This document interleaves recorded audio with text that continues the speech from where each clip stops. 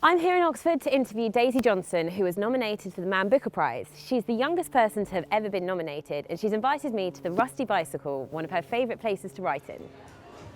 Even on the front of this book, it does say Man Booker Prize. How was it for you when you found out you were going to be nominated for this? Like, how did you feel? So I was, babysitting this little girl that I look after,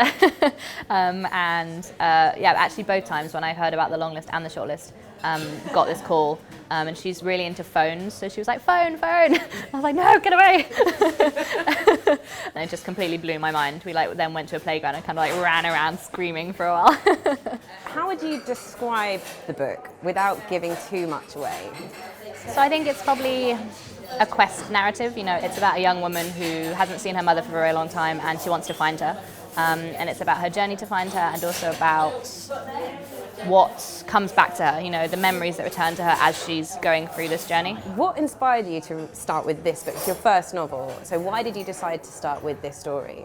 So it's a retelling of a myth, and we're not going to say what myth it is, but I loved the idea of retelling. I loved the idea of taking something ancient and destroying it and rebuilding it and seeing what I could do with it, seeing if I can make it feminist and contemporary and wild. What were the challenges that you faced trying to write this book?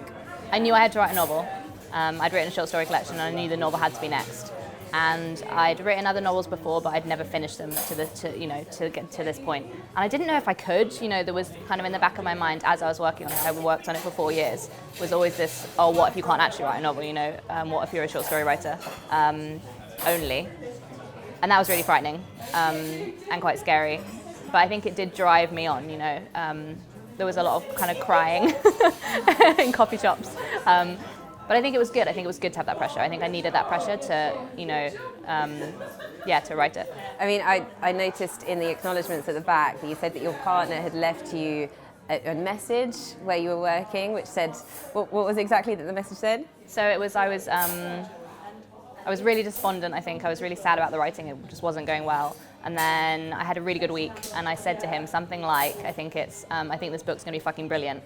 And he was like, right, you're going to remember that next time when you're crying on the sofa. So he made me this little sign, which I have on my desk. And I think that's the thing about writing, it's so up and down, it's so exhausting. It's an enormous highs when it's going well and then massive lows, like any creative thing. And I think just to remember that you did love it at one point, even if you don't now. And what is it that draws you to horror? That's a good question. I'm a Halloween baby, so I think that's probably part of it. Born on Halloween? I'm born on Halloween, yeah. Okay. Wow, that's a sign.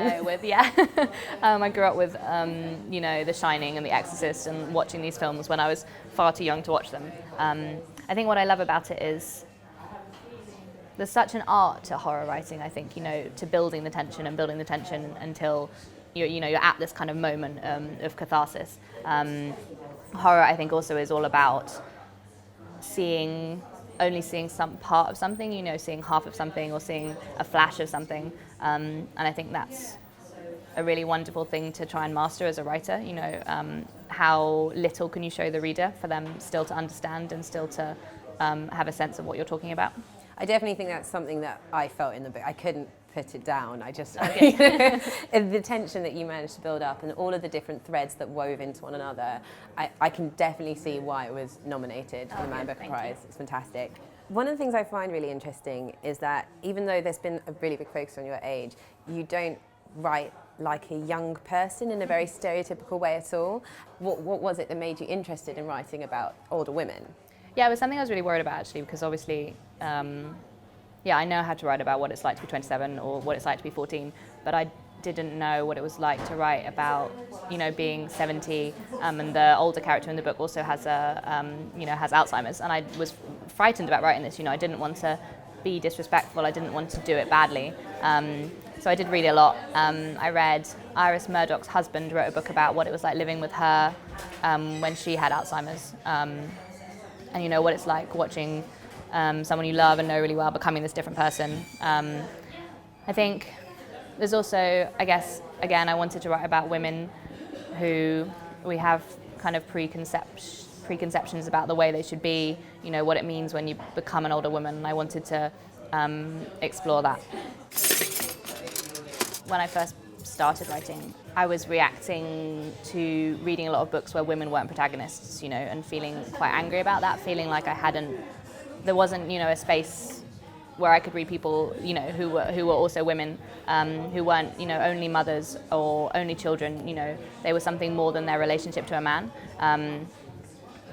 And I think that's probably where the main characters come out of this. Not the main character, the main, the mother in the book. She's not a good mother, and I wanted to write about that. I wanted to explore what happens when a woman doesn't fit these boundaries we try and put her in.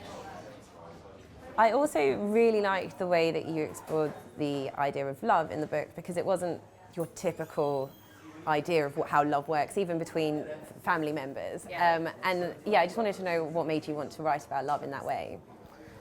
Yeah, I was really interested in love between a mother and a daughter. I was really interested in that. I have a really good relationship with my mother, but that doesn't mean it's not quite a tempestuous relationship. It's the person you spend the most time with when you're a child, and I was really interested in looking at how the people we grew up with, how the people we spend all of our time with, change the people we are. So in the book, the mother and daughter come up with this new language that they create together, and I was really interested in looking at how the language we share with the people we love changes the people we are. Does it change our nature? Was there anything in particular that gave you the confidence to be able to write? Because, I know lots of people who are dyslexic and they really feel quite nervous about writing things. They kind of go, well, that's not for me because I'm dyslexic. Yeah. So was there anything in particular that made you think, yeah, I can do this? I think just knowing that the first draft, no one has to see the first draft if you don't want them to. That's actually quite a good rule to have. Once you've written the first, if you're writing a novel, 70,000 words, put it in a drawer, go away for a month, come back, and then you read it on your own. It doesn't matter if you've made spelling mistakes or punctuation mistakes, because no one else is going to read that, and then you go through it and you work out what's wrong with it. I will also say, I guess, that it's a lot easier to be dyslexic now. Having Word is a miracle. The technology to kind of help out and correct things. Yeah.